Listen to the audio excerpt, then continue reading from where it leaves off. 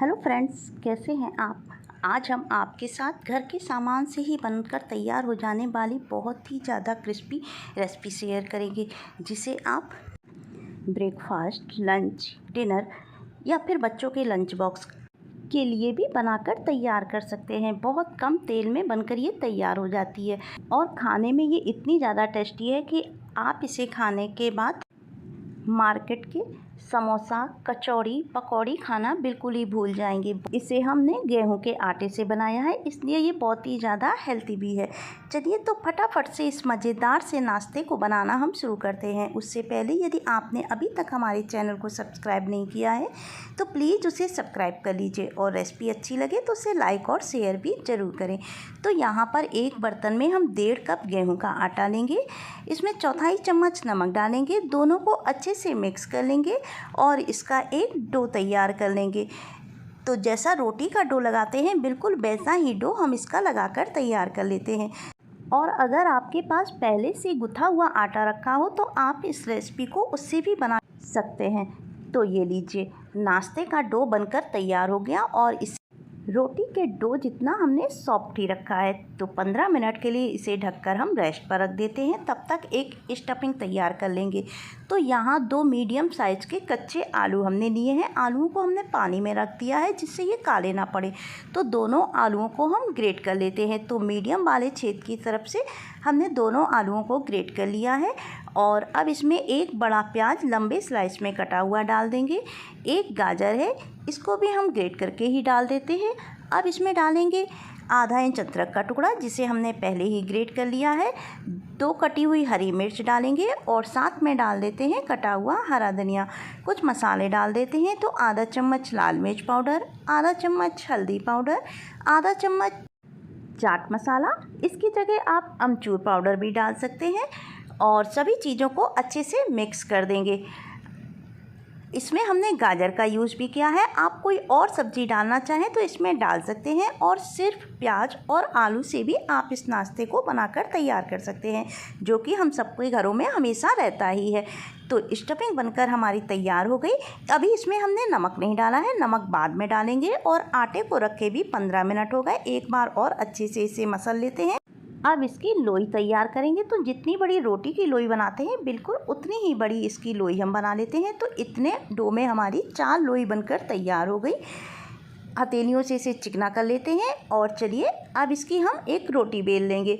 लोई पर थोड़ा सा सूखा आटा लगा लेंगे जिससे ये चकले पे चिपकेगा नहीं और चकले पर भी थोड़ा सा सूखा आटा हम डस्ट कर लेंगे और अब इसकी हम रोटी बेल लेंगे। तो इसकी रोटी हम लंबी बेलेंगे और जो रोटी बनाते हैं उससे थोड़ा सा इसको हम पतला ही रखेंगे। तो ये लीजिए, एक बड़ी सी हमने रोटी बनाकर तैयार कर ली और इसको रोटी से हमने पतला ही रखा है। तो ये देखिए, पतली सी रोटी बनकर तैयार है और इसी तरह से सारी रोटियां हमने बनाकर तैयार कर ली। तो ये देखिए, 4 रोटी बनकर हमारी तैयार हो गई। अब स्टफिंग में हम डाल देंगे नमक। तो यहाँ आधा चम्मच हमने नमक डाल दिया है, अच्छे से मिक्स कर देते हैं। पहले से नमक हमने नहीं डाला था, नहीं तो ये सब्जियां पानी छोड़ देती। तो जब नाश्ता बनाएं तभी आप तुरंत नमक डालिएगा। अब चकले पर एक रोटी लेंगे और अब इसमें डालेंगे हम पिज़्ज़ा पास्ता सॉस। तो यहाँ पर हमने पिज़्ज़ा सॉस यूज़ किया है, आप यहाँ पर चाहें तो टमाटो केचप का भी यूज़ कर सकते हैं।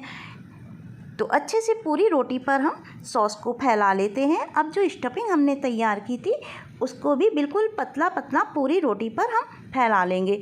तो हाथों से ही अच्छे से इसे सब तरफ फैला देते हैं और अब रखेंगे एक दूसरी रोटी इसी के ऊपर। तो ये देखिए, साइड से उंगलियों से अच्छे से चिपका देंगे जिससे जो स्टफिंग है बाहर ना निकले। और अब इस पर हम लगाएंगे हरी धनिया की चटनी। तो पतला पतला इसको भी पूरी रोटी पर अच्छे से हम फैला देते हैं। इस नाश्ते के साथ आपको अलग से सॉस या चटनी की ज़रूरत नहीं पड़ेगी। अब इस पर वापस से पूरी स्टफिंग को पतला पतला फैला देंगे और इसके ऊपर फिर एक रोटी को हम रख देंगे और वापस से इस पर हम पिज़्ज़ा सॉस लगा देते हैं। आप चाहें तो कोई और फ्लेवर जैसे मेयोनीज वगैरह भी इस रोटी पर लगा सकते हैं। तो हमने यहाँ पर पिज़्ज़ा सॉस फैला दिया है और फिर इसे स्टफिंग रखेंगे और जो लास्ट की रोटी बची है उसको भी अच्छे से कवर करते हुए उंगलियों से किनारे को दबा देंगे जिससे जो स्टफिंग हमने भरी है वो निकले नहीं। तो ये नाश्ता बनकर हमारा बिल्कुल तैयार हो गया। तो अब इसे हम करेंगे स्टीम।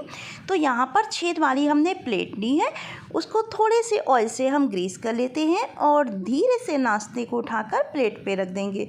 तो चलिए अब इसे स्टीम कर लेते हैं। तो यहाँ एक बर्तन में पानी गर्म होने के लिए हमने पहले ही रख दिया था, पानी में उबाल आ गया है।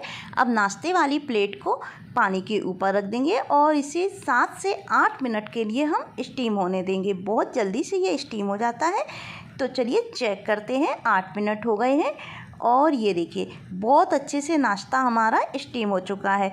इसको हम उतार लेंगे और इसको जब पूरी तरह से ठंडा हो जाएगा तब हम इसे प्लेट से निकालेंगे। तो नाश्ता ठंडा हो चुका है, बहुत आसानी से ये प्लेट से निकल जाता है। तो ये देखिए कितना बढ़िया नाश्ता बनकर तैयार है। एक प्लेट में इसको हम रख लेते हैं और अब इसके करेंगे हम पीस।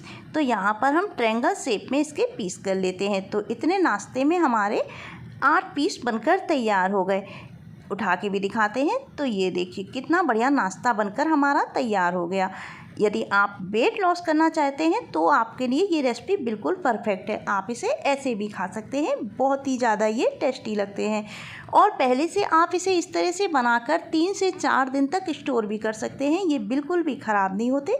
पर आज इन्हें हम सैलो फ्राई करेंगे और इन्हें थोड़ा सा क्रिस्पी बनाएंगे। तो एक बर्तन में 3 बड़े चम्मच हम मैदा लेंगे और अब इसमें डालेंगे 1/4 चम्मच नमक। दोनों को अच्छे से मिक्स कर लेंगे और इसका एक पतला सा घोल तैयार करेंगे। तो थोड़ा थोड़ा पानी डालते जाएंगे और इसको एक घोल तैयार कर लेते हैं। तो ये देखिए मैदे का घोल बनकर तैयार हो गया और इसको हमने इतना पतला रखा है। तो चलिए अब नाश्ते को हम फ्राई कर लेते हैं। तो पैन में तेल गरम होने के लिए पहले ही रख दिया था। मैदे वाले घोल में नाश्ते को हम डिप करेंगे और धीरे से इसे पैन में छोड़ देंगे। तो एक बार में पैन में जितने नाश्ते के पीसेस आ जाते हैं उतने हम डाल देंगे और गैस की फ्लेम मीडियम कर देंगे। मीडियम फ्लेम पर ही इन्हें हम बढ़िया गोल्डन कलर आने तक फ्राई करेंगे। तो ये देखिए पलट कर देखते हैं तो काफ़ी अच्छा कलर नाश्ते पर आ चुका है। दूसरी साइड से भी इसे बढ़िया से क्रिस्पी होने तक फ्राई कर लेंगे। तो ये नाश्ता बनकर तैयार हो गया। ये नाश्ता बिल्कुल भी तेल नहीं सोखता है। तो चलिए इनको हम निकाल लेते हैं और बाकी का नाश्ता भी बिल्कुल इसी तरह से बनाकर हम तैयार कर लेंगे। तो ये देखिए कितना बढ़िया नाश्ते पे हमारे कलर आया है और ये नाश्ता बनकर तैयार हो गया। देखने से ही आपको लग रहा होगा कि ये बहुत ही ज़्यादा क्रिस्पी बना है। आप इस नाश्ते को कभी भी बनाकर खा सकते हैं। बहुत ही ज़्यादा हेल्थी और बहुत ही ज़्यादा टेस्टी नाश्ता घर के ही सामान से बनकर तैयार हो गया। तो कैसी लगी आपको हमारी आज की इस मज़ेदार से नाश्ते की रेसिपी, कमेंट करके हमें ज़रूर बताइएगा। और यदि आपको हमारी रेसिपीज़ अच्छी लगे तो प्लीज़ उन्हें लाइक और शेयर भी ज़रूर करें। चैनल को सब्सक्राइब करना बिल्कुल भी ना भूलें। तो ऐसी ही नई मज़ेदार और चटपटी रेसिपी के साथ जल्दी हम आपसे नेक्स्ट वीडियो में फिर मिलेंगे। तब तक के लिए बाय बाय, थैंक यू।